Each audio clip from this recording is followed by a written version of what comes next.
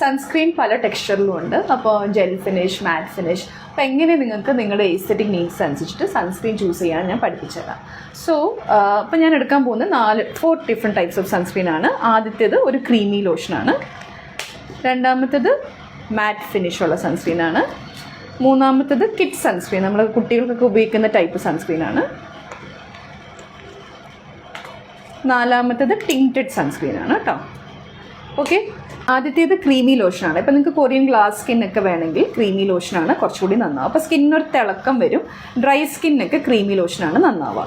രണ്ടാമത്തെ മാറ്റ് ഫിനിഷാണ്. ഇപ്പോൾ you have oily skin ആണെങ്കിൽ കണ്ടോ, ഈ ടെക്സ്ചർ കണ്ടില്ലേ, ഇത് നമ്മൾ മാറ്റ് എന്നാണ് പറയാം. അപ്പോൾ ഒരു തിളക്കം കുറവായിരിക്കും ആൻഡ് ഓയിലിനെസ്സും കുറഞ്ഞിരിക്കും.